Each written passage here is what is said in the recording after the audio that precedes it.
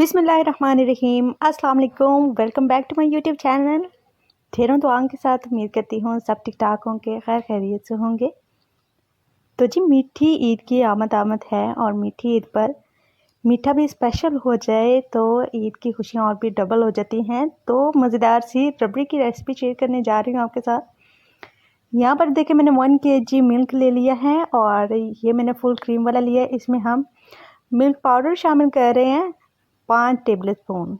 इसको आपने मिक्स कर लेना है और इसके बाद आपने चूल्हे को ऑन कर देना है। फ्लेम ऑन कर दें आप हाई फ्लेम पर। इसको बॉयल होने के लिए छोड़ देंगे हम।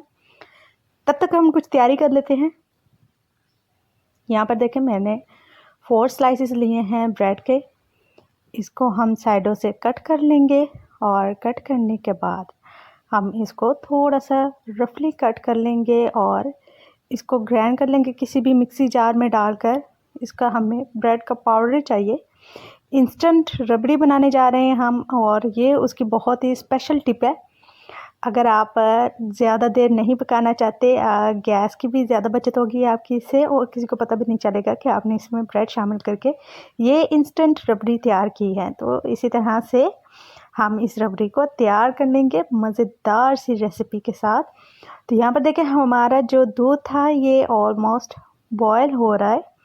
आप ख़्याल रखें जब आप दूध को बॉयल होते साथ ही आपने इसमें पाउडर शामिल नहीं करना। इसको 2 से 3 मिनट के लिए आपने अच्छे से बॉयल होने देना है। यहाँ पर मैं आपको बताती चलूँ, अगर आपके पास फुल क्रीम मिल्क नहीं है यानी खालिश दूध नहीं है, आपने बाहर का दूध यूज़ किया है, तो आप उसमें पाउडर थोड़ा सा ज़्यादा शामिल कर लें। तकरीबन 8 टेबल स्पून शामिल कर लें। इससे फ्लेवर भी अच्छा होगा और टेक्सचर भी अच्छा हो जाएगा आपके मिल्क का। तो यहाँ पर देखें हमने जो ब्रेड का पाउडर लिया था उसको हम अब इसमें शामिल कर देंगे और मैं इसको विस्क की मदद से अच्छे से मिक्स करती जाऊँगी ताकि इसमें कोई भी लम्स ना बने और ये जो ब्रेड हमने इसमें शामिल की थी अच्छे से मिक्स हो जाए इसमें।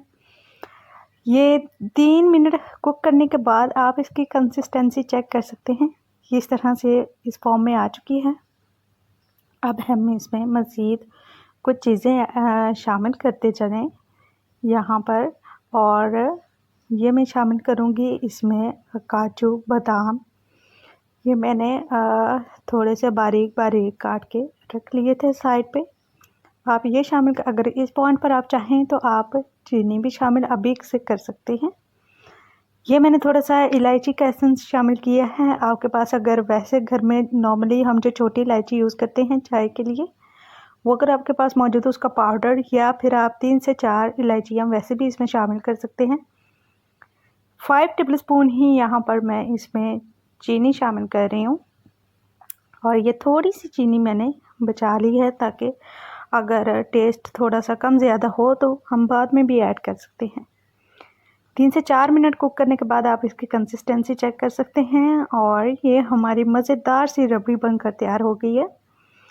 और ये बहुत ही मज़े की बनी थी और ये बहुत डिलीशियस रेसिपी है। आप इसको ज़रूर ट्राई करें और अपने फ्रेंड्स के साथ भी ज़रूर शेयर करें।